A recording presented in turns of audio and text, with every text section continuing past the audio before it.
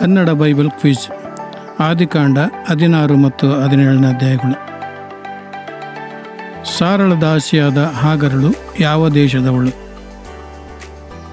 A. ಯೆರಿಕೋ ಪಟ್ಟಣ, B. ಐಗುಪ್ತ ದೇಶ, ಸಿ. ಸೊದೋಮ್ ಪಟ್ಟಣ, ಡಿ. ಹಿಂದೂಸ್ತಾನ್ ದೇಶ.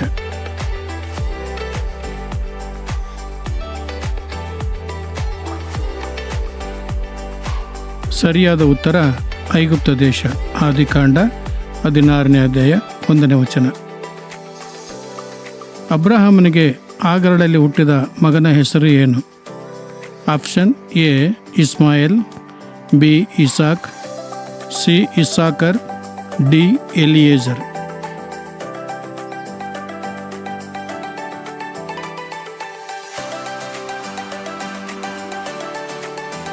ಸರಿಯಾದ ಉತ್ತರ ಇಸ್ಮಾಯೇಲ್. ಆದಿಕಾಂಡ 16ನೇ ಅಧ್ಯಾಯ 11ನೇ ವಚನ. ಇಸ್ಮಾಯೇಲ್ ಹೆಸರಿನ ಅರ್ಥ ಏನು? ಎ. ದೇವರು ನೋಡುವವನು, ಬಿ. ದೇವರು ಬರುವವನು, ಸಿ. ದೇವರು ಒಡೆಯುವನು, ಡಿ. ದೇವರು ಕೇಳುವನು.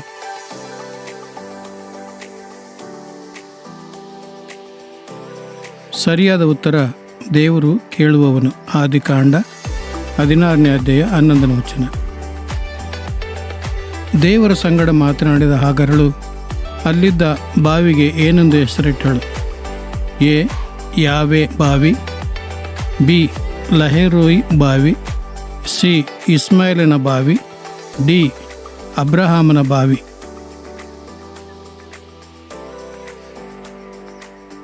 ಸರಿಯಾದ ಉತ್ತರ ಲಹೆರೋಯಿ ಬಾವಿ. ಆದಿಕಾಂಡ 16ನೇ ಅಧ್ಯಾಯ 14ನೇ ವಚನ. ಹಾಗರಳು ಇಸ್ಮಾಯೇಲನನ್ನು ಹೆತ್ತಾಗ ಅಬ್ರಹಾಮನು ಎಷ್ಟು ವರ್ಷದವನಾಗಿದ್ದನು? ಎ. 76 ವರ್ಷ, ಬಿ. 96 ವರ್ಷ, ಸಿ. 86 ವರ್ಷ, ಡಿ. 106 ವರ್ಷ.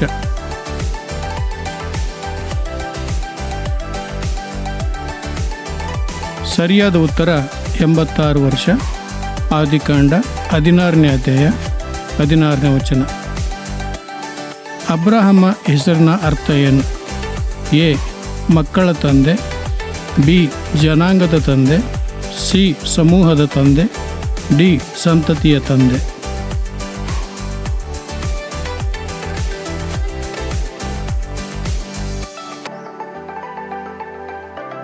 ಸರಿಯಾದ ಉತ್ತರ ಸಮೂಹದ ತಂದೆ.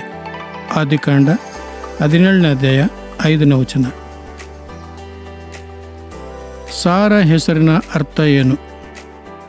ಎ. Rani, B. ಜೀವ, ಸಿ. ಸುಂದರಿ, ಡಿ. ಪ್ರಾಣ.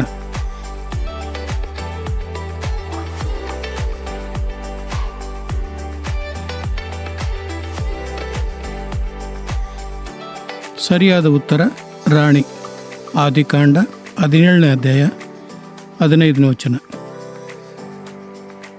ಇಸಾಕ ಹೆಸರಿನ ಅರ್ಥ ಏನು? ಎ. ಓಡುತ್ತಾನೆ, ಬಿ. ಅಳುತ್ತಾನೆ, ಸಿ. ಬರುತ್ತಾನೆ, ಡಿ. ನಗುತ್ತಾನೆ.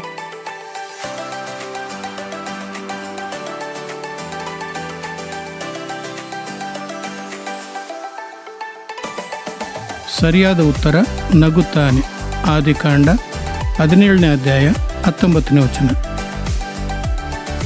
ಯೆಹೋವ ದೇವರು ಅಬ್ರಹಾಮನಿಗೆ ಸುನ್ನತಿಯನ್ನು ಎಷ್ಟು ದಿನಗಳ ವಯಸ್ಸು ಇರುವವರೆಲ್ಲರೂ ಮಾಡಿಸಬೇಕೆಂದನು? ಎ.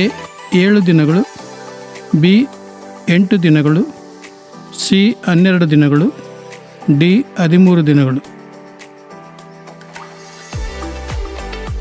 ಸರಿಯಾದ ಉತ್ತರ 8 ದಿನಗಳು. ಆದಿಕಾಂಡ 17ನೇ ಅಧ್ಯಾಯ 12ನೇ ವಚನ. ಇಸ್ಮಾಯೇಲನ ಸಂತಾನವು ಎಷ್ಟು ಮಂದಿ ಅರಸರನ್ನು ಪಡೆಯುವನು ಎಂದು ದೇವರು ಹೇಳಿದರು? ಎ. 10 ಮಂದಿ, ಬಿ. 11 ಮಂದಿ, ಸಿ. 12 ಮಂದಿ, ಡಿ. 7 ಮಂದಿ.